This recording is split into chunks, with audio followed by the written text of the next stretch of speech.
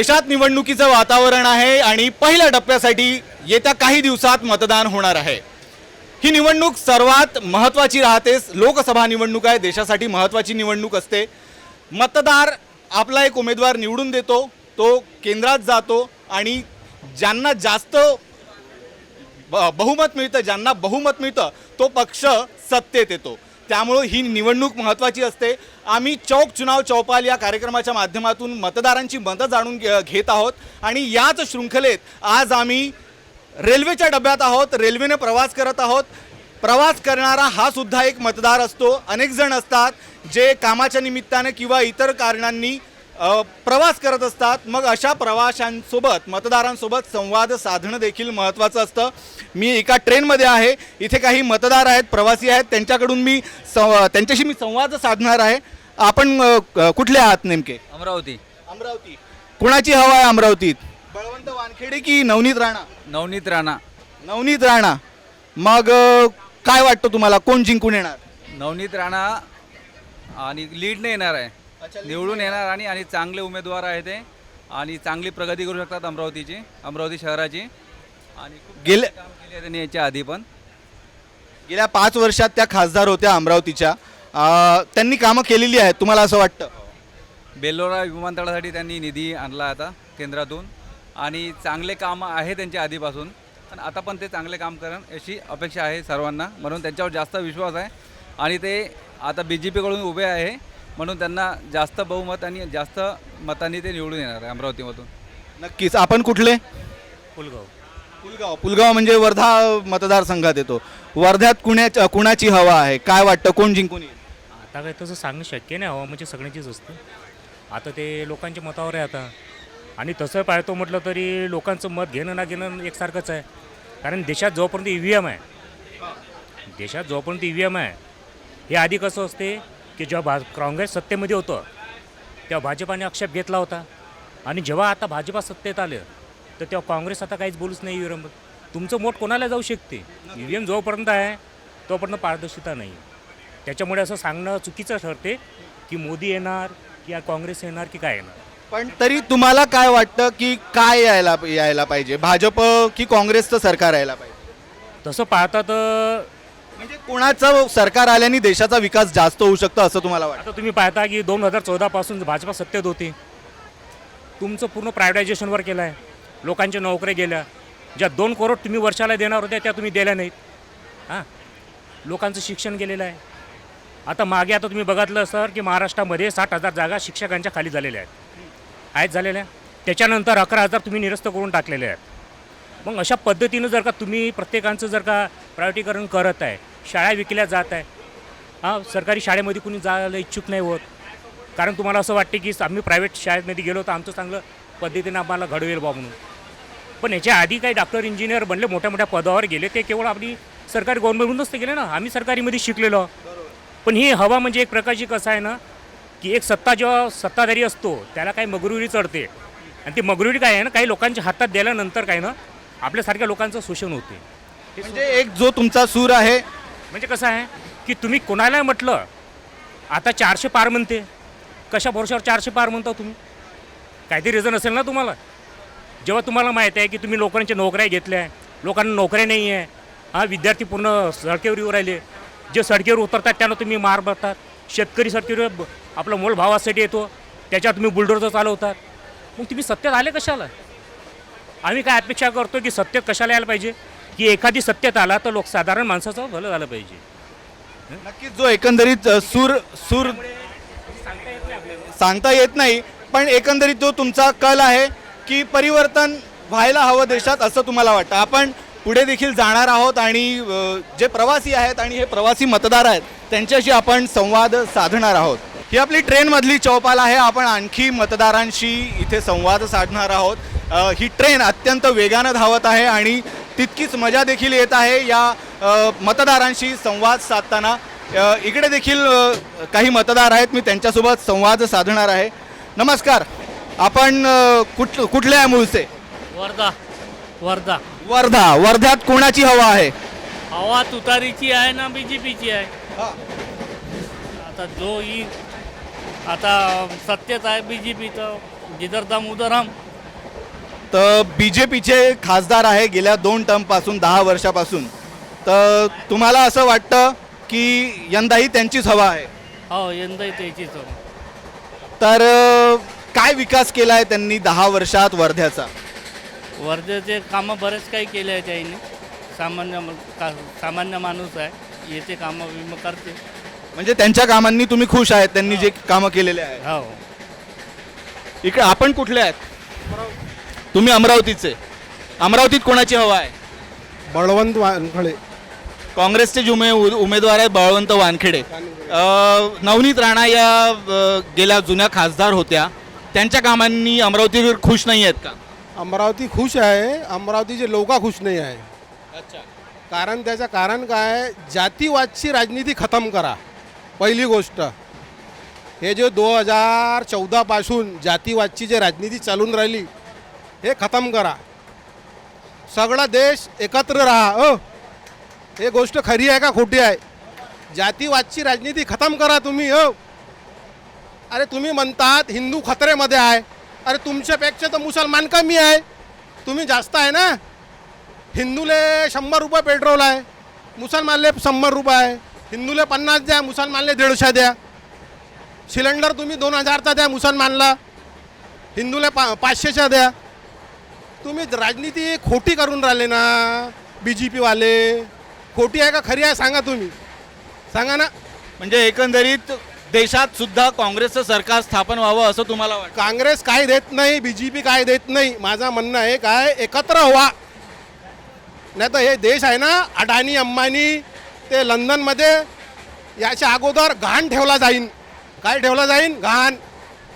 ते अंग्रेजांना राज केलं ना 100 वर्ष, तसं आहे. वेळ आहे नाही यायला.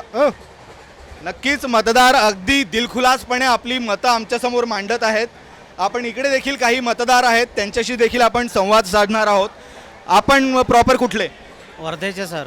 अच्छा, वर्धेचे. तुम्हाला काय वाटतं कोण जिंकून येऊ शकतं? 2 उमेदवार आहेत, एक भाजपचे रामदास तडस आहेत आणि दुसरे अमर काळे आहेत राष्ट्रवादीचे, जे आधी काँग्रेसमध्ये होते पण राष्ट्रवादीकडून त्यांना पक्षात प्रवेश देण्यात आला आणि त्यांना इथे उमेदवारी देण्यात आली आहे.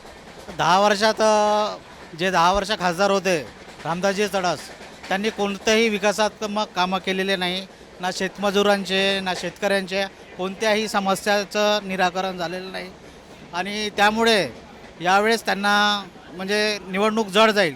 आणि वर्धेमध्ये अमर भाऊंचं नवीन व्यक्तिमत्व आणि शिकलेले असल्यामुळं तरुणांना ते आकर्षित करीत आहे. म्हणजे अमर काळे हे जिंकून येऊ शकतात आपल्याला असं वाटतं. आपण कुठल्या आहात? मी वर्धा. अच्छा, आपणही वर्ध्याचे. काय वाटतं तुम्हाला, कोणाची हवा आहे, कोण जिंकून येऊ शकतं? सध्या हवा तर अमर काळ्याची वाटत आहे. अमर काळेची. 10 वर्षात गेल्या रामदास तडस हे खासदार होते. मला एक विचारायचं आहे, आपण सगळे वर्ध्याचेच आहे प्रॉपर आय थिंक. मग नागपूर आपण कामानिमित्त ये जा करत असता? अच्छा, यांनाही काही बोलायचं आहे. मी इथे बसून त्यांच्याशी बोलू इच्छितो. आपण मला असं वाटतं की कामानिमित्त आपण लोक नागपूर वर्धा अपडाऊन करत असता. मग मला हा प्रश्न आहे, वर्ध्यात रोजगार नाही आहे का? प्रश्न रोजगाराचा तर आहे. सगळ्यात महत्त्वाचा प्रश्न म्हणजे की इतक्या वर्षापासून आम्ही अपडाऊन करून राहिलो आहे आणि सगळ्यात महत्त्वाचा आमचा भिजत पडलेला मुद्दा म्हणजे अपडाऊनवाल्यांचा जो आहे तो MST धारकांचा जो आहे तो ट्रेनमध्ये बसायसाठी एक हक्काची जागा. तर मागच्या 5 वर्षात जे गव्हर्नमेंटने केलं त्यात सगळ्यात महत्त्वाचं काम त्यांनी एकच केलं की जे आमची जी सोय होत होती स्लीपर कोच डब्यांची, ती सगळ्यात जास्त प्रत्येक गाडीमध्ये कमी केली. जसे जर 12 डबे स्लीपरचे असायचे तर आता त्या गाडीला फक्त 4 किंवा 5च डबे स्लीपरचे राहिले, बाकी सगळे ACचे झाले. येणाऱ्या काही दिवसांमध्ये आम्ही लोकांनी कुठे बसून प्रवास करायचा ही सगळ्यात महत्त्वाची जी गोष्ट आहे ती या गव्हर्नमेंटला जी आहे ती लक्षात येत नाही आहे. कारण सामान्य लोकांशी त्यांना काही घेणं देणं नाही आहे. आणि बघा, मत देणं हे प्रत्येकाचा जो आहे तो वैयक्तिक विषय असतो. मी कोणाला मत देईन किंवा माझ्या बाजूने बसलेला व्यक्ती कोणाला मत देईन हे महत्त्वाचं नसते, पण सगळ्यांचे मुद्दे घेऊन चालणं ही जी आहे ही सरकारची भावना असायला पाहिजे. पण सरकार महत्त्वाच्या गोष्टींकडे दुर्लक्ष करून अननेसेसरीच्या गोष्टींना वरती आणून महत्त्वाचे मुद्दे दाबण्याचा नेहमीच प्रयत्न करतो.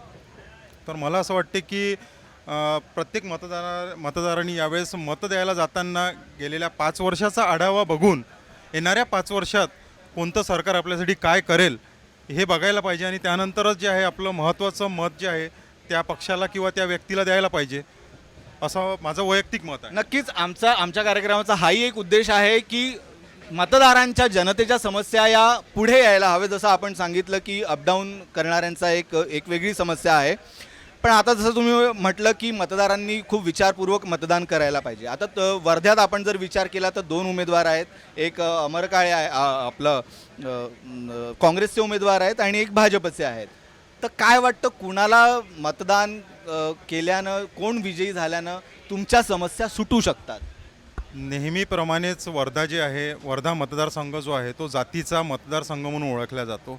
तर यावेळेस तरी लोकांनी जातीपातीला साईडने ठेवून जो सुशिक्षित आहे किंवा युवा लोकांचा जो भलं करू शकतो अशा नेत्याला पाठिंबा द्यावा असं मला वाटते. जातीचं राजकारण हे बाजूला सारून तेली कुणबीचं जे राजकारण गेल्या काही वर्षापासून वर्धेमध्ये चालू आहे हे साईडनी सारून जे आहे ते नक्कीच प्रत्येकाच्या दृष्टिकोनाने त्यांनी विचार करायला पाहिजे आणि काय चांगलं आहे काय नाही हे प्रत्येकाचं युवा लोकांना जे आहे ते माहिती आहे. नक्कीच भाजपचे जे आहे उमेदवार आहेत ते हे जसं यांनी जातीचं म्हटलं की जातीच्या समीकरणातून बघितलं तर ते तेली समाजाचे उमेदवार आहेत आणि जो काँग्रेसचा उमेदवार आलेला आहे तो एक कुणबी एक समाज पाहून तो उमेदवार तिथे राष्ट्रवादीकडून उभा करण्यात आलेला आहे. तुमच्याकडून मी जाणू इच्छितो, तुमच्याकडूनही जाणू इच्छितो, आपणही वर्ध्याचे, आपल्याला काय वाटतं, आपल्या काय प्रतिक्रिया आहेत? मेरा मानना है कि जो लोकसभा का इलेक्शन है वो देश के लिए सबसे ज़्यादा इम्पोर्टेंट है. उसमें सबसे इम्पोर्टेंट है कि जैसे कि आतंकवाद जो देश के साथ सुरक्षा है, उसके साथ में जो बेसिक मुद्दे हैं लाइक रोड का है, उसके बाद में लाइट की जो समस्या थी. अभी वर्धा वासियों के लिए सबसे ज़्यादा प्रॉब्लम है जॉब का. आप देखेंगे कम से कम 5 से लेकर 10,000 लोग डेली अप डाउन करते हैं. तो ऐसी नौबत क्यों आ रही है? तो जो हमारे लोग हैं, जो खासदार हैं, जो आमदार हैं, उनको ये सोचना चाहिए कि लोगों को, जो वर्धा के लोगों को इतना ज़्यादा क्यों बाहर जाना पड़ रहा है. सबसे ज़्यादा लोग नागपुर में ट्रैवल करते हैं, चंद्रपुर जाते हैं, यवतमाल जाते हैं. तो जो लोगों की रोज़गार की समस्या है उसको हल करने की सबसे ज़्यादा ज़रूरत है. ऐसा प्रोविज़न करना चाहिए कि हम उनको रोज़गार दे सकें. किसानों के लिए जो सबसे बड़ी प्रॉब्लम है एग्रीकल्चर का, उसके लिए जो मूलभूत समस्या है पानी का, अगर पानी का निवारण अगर किया जाए तो लोगों के लिए एक इंफ्रास्ट्रक्चर डेवलपमेंट करने का काम है वो गवर्नमेंट को देखना चाहिए. बाकी जो लोकल इश्यूज़ हैं जैसे कि हमारे भाई लोगों ने बोला कि हमें जाति पात से ऊपर उठ के काम करना चाहिए. तो सबसे इम्पॉर्टेंट है कि जो हमारी बेसिक समस्याओं का हल कर सके वो रखना चाहिए. लेकिन अगर हमें लोकसभा का देखना चाहिए जो कि भारत के लिए जो विज़न चाहिए कि हम आगे के 5 साल में हम भारत को कहाँ से कहाँ पहुँचाने के लिए ताकत रखते हैं, उस मुद्दे को ध्यान में रख के लोकसभा का इलेक्शन होता है. और विधानसभा के लिए हमें अपनी जो लोकल समस्या है उसको ध्यान में रख के फिर वोट करना चाहिए. तो उस मुद्दे को ध्यान में रख के मेरा ऐसा मानना है कि उस लार्जर व्यू को देख के फिर हमें अपना मतदान के लिए डिसाइड करना चाहिए. धन्यवाद. नक्कीच लोकसभा निवडणूक जी असते संपूर्ण देशभरातून उमेदवार निवडून येतात आणि ज्यांना बहुमत मिळतं त्यांची केंद्रात सत्ता बनते, त्यांचं केंद्रात सरकार स्थापन होतं. आपण मूळचे कुठले? वर्धेचे. आपल्याला काय वाटतं? आपण दररोज नागपूर वर्धा प्रवास करत असतात. नागपूरला आपलं मोस्टली वेळ आपला नागपुरातच जातो. तर भलेही आपल्याला मतदान नागपुरात करायचं नाही आहे, पण जसं नागपुरात मेट्रो आहे आणि एक अशी गोष्ट मध्ये काही आली होती की वर्ध्यापर्यंत मेट्रो ही धावेल, तर तुम्हाला त्या दृष्टीनं काय वाटतं, काय तुमच्या प्रतिक्रिया आहे? नक्कीच मला असं वाटतं की बाकीच्या जिल्ह्यांची जर तुलना केली तर वर्धा जिल्हा जो आहे हा त्या तुलनेमध्ये खूप मागे आहे. अजूनही बऱ्याच समस्या आहे. मुख्यतः जर जॉबच्या संबंधित बघितलं तर आज MIDCचा जो भाग आहे पूर्ण MIDC खाली आहे. आणि जर 10 वर्षाचा जो आपला खासदारांचा जर ॲनालिसिस जर केला आपण तर तिथे असं आम्हाला जाणवते की फक्त 10 वर्षामध्ये जेव्हा लोकसभा आम्ही बघतो की तासनतास तिथे चर्चा होते आणि त्या चर्चामध्ये फक्त आपले खासदार फक्त रेल्वेचा थांबा इतक्यापुरतीच बोलण्यात यशस्वी ठरले. आणि याच्या व्यतिरिक्त कधीही एक शब्द न बोलता त्यांना स्वतःहून म्हणावं लागते की तुम्ही बोला. तर ही एक आपल्यासाठी शोकांकित आहे. आणि सर्व नागरिकांनी मला असं वाटते की जे आपण बघतो आहे की सगळीकडे लोकशाही कुठेतरी धोक्यामध्ये आहे, तर ते लोकशाही आपली वाचवण्याकरिता आपल्याला सर्वांनी एकत्रित येऊन एका चांगल्या उमेदवाराला जो आपल्या जिल्ह्याचा प्रश्न मांडेल आणि आपल्या जिल्ह्याला कुठेतरी समोर नेईल यासाठी प्रयत्न करेल. कारण का बाकीचे जेव्हा आपण जेव्हा खासदार आणि आमदार बघतो ते कुठल्याही पक्षाचे असो, पण ते प्रायोरिटी देतात की ते आपल्या जिल्ह्याचा विकास झाला पाहिजे. ते कुठेतरी आपल्या भागामध्ये दिसत नाही आणि आम्हाला असं वाटतं की हे सर्व एकत्रित येऊन जे राजनीतीतले लोक आहेत ते कुठेतरी यांनी सर्व एका प्लॅटफॉर्मवर येऊन आपल्या जिल्ह्याचा विकास करावा. नक्कीच इकडेही काही मतदार आहेत, त्यांच्यासोबत सुद्धा आपण संवाद साधणार आहोत. आपण पुढच्या बोगीत सुद्धा जाऊन मतदारांशी संवाद साधणार आहोत. इथे सुद्धा काही मतदार दिसतात आहेत. कुठले आहात आपण? वर्ध्याचे. कोणाची हवा आहे? काय वाटतं कोण जिंकून येईल? मतदारांचा कल कुणाच्या बाजूने आहे काय वाटतं? असं तर काही सांगता येणार नाही, पण वर्ध्यात काय काय समस्या आहे? वर्धेत तर भरपूर काही समस्या आहेत. मग गेल्या 10 वर्षात जे खासदार होते त्यांनी त्या समस्या सोडवल्या आहेत का?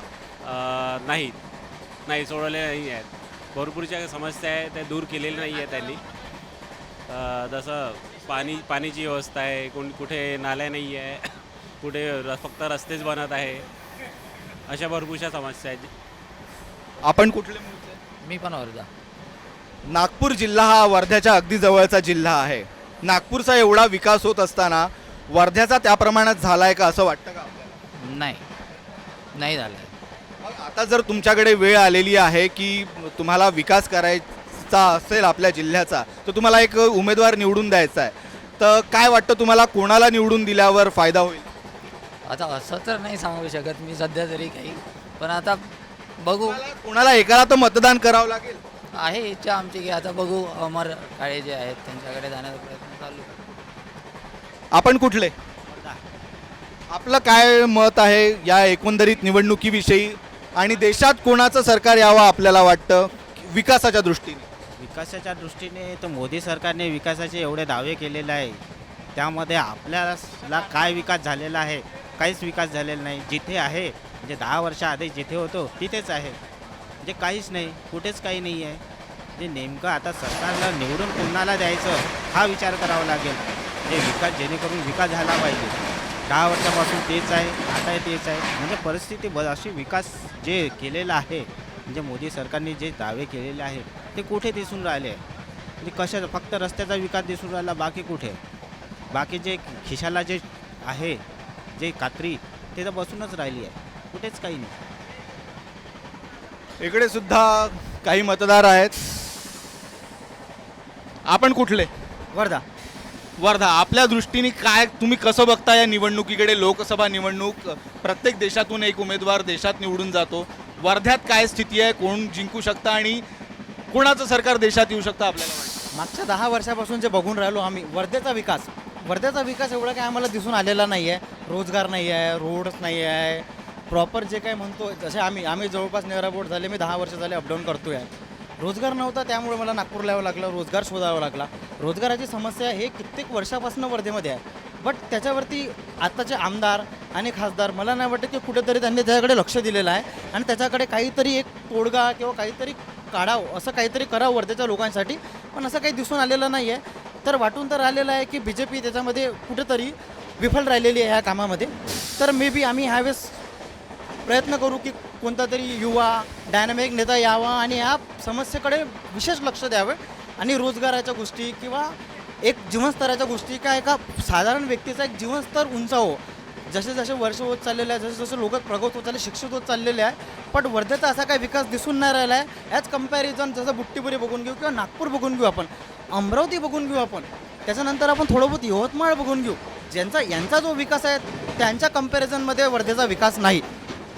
तर आम्ही हा जो चुनाव बघून राहिलो किंवा आम्ही जो काही इलेक्शन बघून राहिलो, हा एक काहीतरी चेंज होईल, काहीतरी लोकांच्या रोजगाराच्या समस्या, त्यांच्या काहीतरी बेहतर काहीतरी जीवन त्यांचं चांगलं घडेल याच्याकडे लक्ष देऊन याच्याकडे बघून राहिलो, तर काहीतरी विशेष काहीतरी वेगळं होईल याचा आम्हाला म्हणजे परिवर्तन व्हावं वर्ध्यात असं आपल्याला वाटतं? मला ते वाटून राहिलं की परिवर्तन व्हावं आणि चांगल्या पद्धतीनं व्हावं. एक युवा नेता, आमच्याकडे खूप लिमिटेड ऑप्शन्स आहे ह्यावेळेसच्या चुनावामध्ये, एक BJP, एक राष्ट्रवादी काँग्रेस. तर आम्ही जे काय करू जो युवा जो डिसाईड करेल त्याने काहीतरी वर्धेची किंवा मग आपल्या समाजाची किंवा आपल्या देशाची किंवा आपल्या विदर्भाची काही ना काही परिस्थिती चेंज होऊन हा इलेक्शन मला असं वाटतं तिकडे कुठेतरी घेऊन जाणार. बरं, माझा आणखी एक असा प्रश्न होता की भले आपण वर्ध्यात परिवर्तन जर पाहिलं, पण देशात कुणाचं सरकार यावं असं वाटतं की जेणेकरून पूर्ण देशाला फायदा होईल?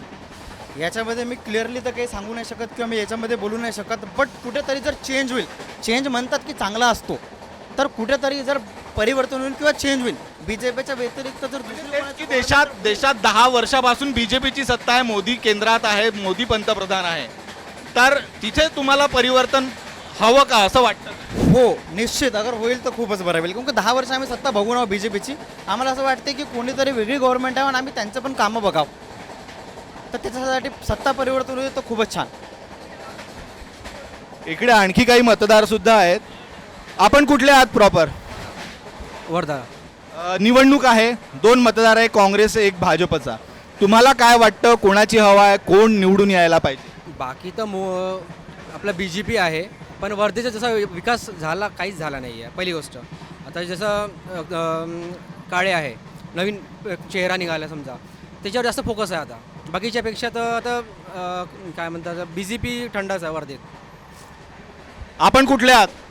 वर्धा और नागपुर दोनों जगह. वर्धा और नागपुर दोनों जगह. वोट कहाँ देते हैं आप? वर्धा में वर्धा में. तो वोट दिया है इससे पहले? नहीं, अभी बना मेरा वोटर ID कार्ड. अभी पहले बार आप चुनाव में वोटिंग करने वाले हैं. चलो, तो एकदम यंग है आप, आपको क्या लगता है किसको वोट करने से आपको फायदा होगा? देखो सर कैसा है, अगर से बीजेपी के तरफ से नितिन गडकरी साहब अगर से बनते हैं जो भी है अपने प्रधानमंत्री, तो बीजेपी को वोट करेंगे, नहीं तो कांग्रेस को करेंगे. गडकरी प्रधानमंत्री बनते हैं तो बीजेपी करेंगे तो बीजेपी को करेंगे, क्योंकि बीजेपी में एक ही इंसान है जो सबका भला कर रहा है और कोई भी नहीं है. और कांग्रेस में राहुल गांधी जी है, तो अगर से गडकरी साहब बनते हैं प्रधानमंत्री तो हम बीजेपी पर आपको तो वोटिंग वर्धा में करना है, वहाँ एक बीजेपी की उम्मीदवार है, एक कांग्रेस के, तो ऐसे में आप क्या करेंगे? कांग्रेस को करें. क्यों? क्योंकि बीजेपी ने 10 साल में कुछ नहीं करी, और कांग्रेस जो भी है तो बहुत सारे वादे भी कर रही है और कर रही भी है. जो राहुल गांधी है एक आम आदमी बन कर के वो लोगों से मिल रहा है, लोगों से कर रहा है चीज़ें. जो भारत जोड़े योजना जो बनाई है उसमें वो बहुत सही चीज़ें कर रहे हैं वो.